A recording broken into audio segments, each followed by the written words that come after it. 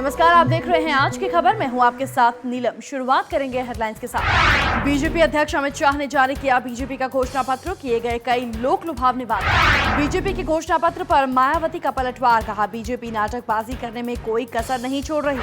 आगरा में असदुद्दीन ओवैसी ने विरोधियों पर साधा निशाना, कहा हम पर लगाए जाते हैं बीजेपी को फायदा पहुंचाने के आरोप। और इलाहाबाद में अफ्रीकी दंपति की मदद के लिए आगे आई सुषमा स्वराज, इलाज के लिए दिया मदद का आश्वासन। तो आज की खबर की शुरुआत करते हैं आज की सबसे बड़ी खबर के साथ। आपको बता दें, बीजेपी के अध्यक्ष अमित शाह ने आज लखनऊ में पार्टी का चुनावी मैनिफेस्टो जारी कर दिया, जिसमें बीजेपी अध्यक्ष अमित शाह ने 9 मुद्दों को प्रमुखता से उठाया, जिसमें किसानों की कर्ज माफी से लेकर राम मंदिर निर्माण और ट्रिपल तलाक तक के मामलों को जगह दी गई है। बीजेपी अध्यक्ष अमित शाह ने लखनऊ के इंदिरा गांधी प्रतिष्ठान से यूपी चुनाव के लिए पार्टी का घोषणा पत्र जारी किया है। बीजेपी ने घोषणा पत्र को लोक कल्याण संकल्प पत्र नाम दिया है। बीजेपी ने अपने घोषणा पत्र में 9 मुद्दों को उठाया है, जिसमें किसानों का कर्ज माफ, 1,50,000 रुपए पुलिस पद पर भर्ती और अवैध पशु कारखानों को बंद करने के साथ ही अपराधियों की गिरफ्तारी को शामिल किया है। इसके साथ ही बीजेपी ने अपने घोषणा पत्र में राम मंदिर मुद्दे और 3 तलाक जैसे संवेदनशील मुद्दों को भी जगह दी है। वहीं बीजेपी के चुनावी घोषणा पत्र पर बीएसपी सुप्रीमो मायावती ने पलटवार किया है। मायावती ने कहा कि बीजेपी नाटकबाजी करने में कोई भी कसर नहीं छोड़ रही। इसके अलावा बीजेपी ने लोकसभा चुनाव की तरह ही यूपी विधानसभा चुनाव में जनता से झूठे वायदे किए हैं। मायावती के मुताबिक बीजेपी का घोषणा पत्र आंखों में धूल झोंकने वाला पत्र है। बीजेपी के चुनावी घोषणा पत्र पर बसपा सुप्रीमो मायावती ने पलटवार किया है। मायावती ने बीजेपी के घोषणा पत्र पर कहा कि बीजेपी नाटकबाजी करने में कोई कसर नहीं छोड़ रही है। लोकसभा चुनाव की तरह ही बीजेपी ने यूपी विधानसभा चुनाव के लिए जनता से झूठे वादे किए हैं। बीजेपी का घोषणा पत्र आंखों में धूल झोंकने वाला पत्र है। इसके साथ ही मायावती ने केंद्र सरकार के पिछले वादों को भी याद दिलाते हुए कहा कि जनता ब्याज सहित केंद्र से हिसाब चुकता करेगी। इस दौरान मायावती ने बताया कि बसपा यूपी चुनाव के लिए कोई घोषणा पत्र जारी नहीं करेगी।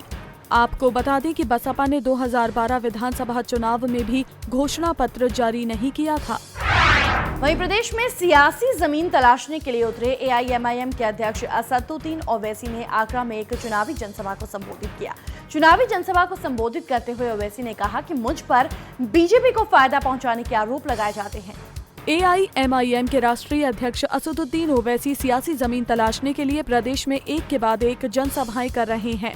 इसी के तहत ओवैसी आगरा पहुंचे, जहां असदुद्दीन ओवैसी ने विरोधियों पर जमकर निशाना साधा।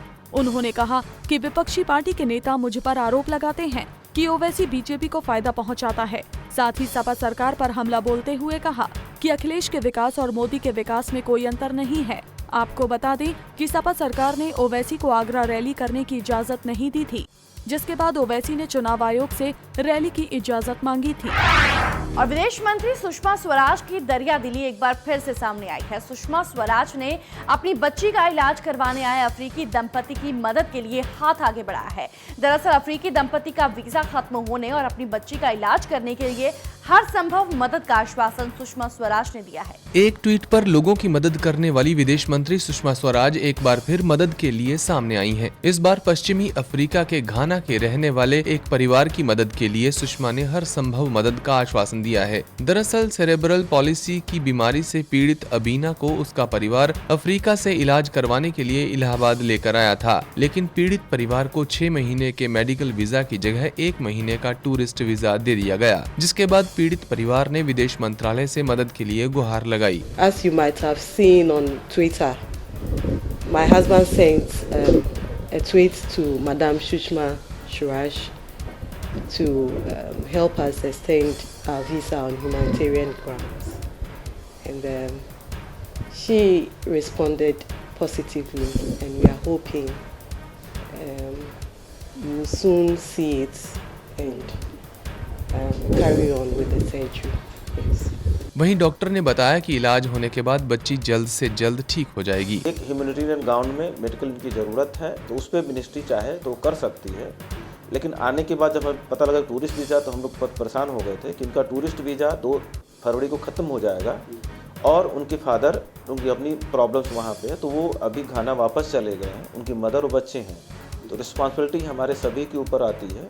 कि उनकी वीज़ा जल्दी से एक्सटेंड हो, जैसे उस बच्चे का इलाज हम लोग शुभारंभ कर पाएं। हालांकि पीड़ित परिवार को सुषमा स्वराज के ट्वीट से मदद का आश्वासन तो मिल गया है, लेकिन उनको अभी तक किसी तरह से कोई मदद नहीं मिल पाई है। अब देखना ये होगा कि विदेश मंत्री की मदद से एक मासूम बच्ची को नई जिंदगी मिल सकेगी या नहीं। तो बुलेटिन में फिलहाल इतना ही, लेकिन पंजाब केसरी टीवी पर लगातार जारी है खबरों का सिलसिला। देखते रहिए पंजाब केसरी टीवी। बाकी खबरों के लिए लॉग इन कीजिए up.punjabkesri.in पर और लाइक कीजिए हमारा Facebook page Punjab Kesari UP.